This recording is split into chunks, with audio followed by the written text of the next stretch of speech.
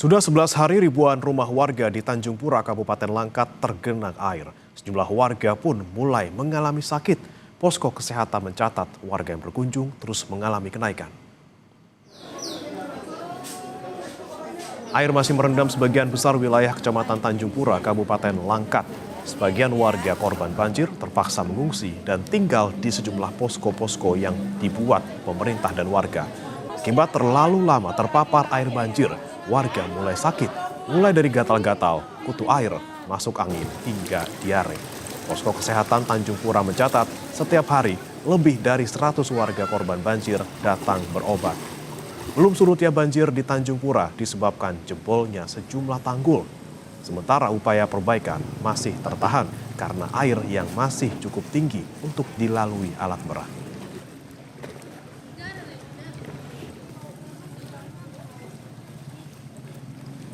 Masuk angin, muntah-muntah.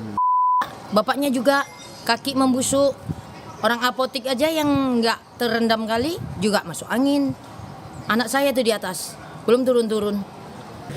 Obat-obatan memang semalam dapat cuma antangin. Nggak ada yang berat-berat. Kalau bisa ya obat-obatan. Keluhannya itu gatal, ada demam, ya kan, batuk pilek. Rata-rata itu gatal. Luka kena kaca. Kan sebagian warga kita kan tidak pakai sendal, sebagian kita ada kena luka kaca lah, biasa kita langsung tangani lah di sini. Untuk stok obat kita gimana, Bu? Stok obat kita dibantu dari kita, minta dari Dinas Kesehatan Langkat dan dibantu oleh teman-teman rekan-rekan Ikatan Kesehatan Dokter yang ada di Sumatera Utara.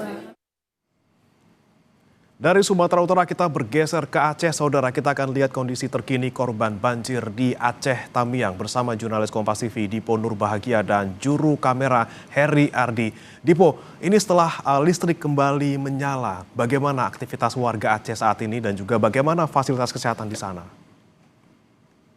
Ya, selamat pagi, Bremana. Bahwa yang harus saya garis bawahi terkait dengan kondisi listrik yang perlu diperhatikan oleh pemerintah adalah bahwa belum seluruhnya, khususnya di kawasan Kabupaten Aceh Tamiang, ini sudah teraliri oleh listrik. Itu yang kemudian harus digarisbawahi. Betul bahwa ada satu titik ataupun beberapa titik yang kemudian sudah masuk genset di sana, kemudian juga ada aliran listrik pada malam hari. Tetapi kami melihat secara langsung bahwa masih cukup banyak juga sebenarnya sejumlah wilayah yang kemudian belum teraliri listrik, dan Anda bisa bayangkan bagaimana kemudian kondisinya pada malam hari. Terkait dengan aktivitas dari warga, tentu yang paling sering kami lihat adalah membersihkan lumpur, khususnya di area perkotaan.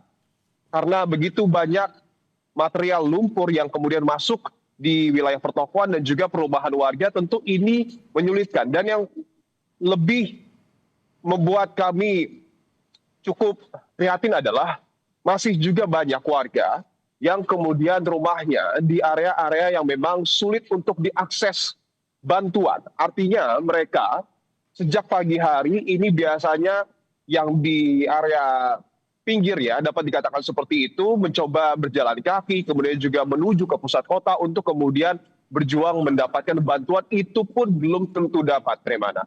Artinya adalah bahwa akses untuk kemudian warga ini dapat tersentuh bantuan secara langsung oleh pemerintah, ini betul-betul harus diperhatikan. Ini juga yang selaras dengan apa yang kemudian disampaikan sebelumnya oleh Bupati Aceh Tamiang, Armia Fahmi, ketika Kepala BNPB datang ke posko ataupun dapur umum di kawasan Payabedi. Di situ Bupati meminta secara langsung sejumlah hal untuk kemudian dipersiapkan oleh BNPB. Salah satunya adalah kendaraan untuk menerobos daerah terisolir dan juga angkut bantuan, termasuk juga perahu karet untuk menjangkau wilayah yang masih sulit diakses.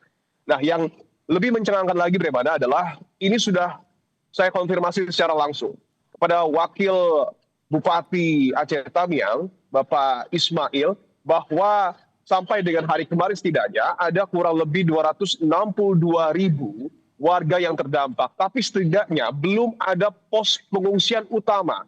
Ini yang kemudian menjadi pelik. Artinya adalah masyarakat yang kemudian sudah tertimpa bencana, rumahnya rusak, tidak memiliki makanan dan minuman, dan sejumlah keperluan lainnya, mereka juga harus membangun posko darurat sendiri. Artinya antara warga ini saling bahu-membahu untuk kemudian membuat posko darurat. ini yang kemudian kami soroti menjadi persoalan yang cukup serius karena biasanya ketika berbicara soal bencana, selain dapur umum tentunya, tetapi ada posko pengungsian yang dapat digunakan oleh masyarakat untuk tempat tinggal sementara mereka. Tapi saat ini posko darurat itu yang kemudian menjadi jantung mereka untuk bertahan hidup. Dan yang menjadi miris adalah kalau kami menyusuri jalan lintas Sumatera Utara menuju Aceh Tamiang, begitu banyak masyarakat yang kemudian di depan posko daruratnya meminta bantuan secara umum, entah itu kepada masyarakat yang lewat ataupun kepada para relawan.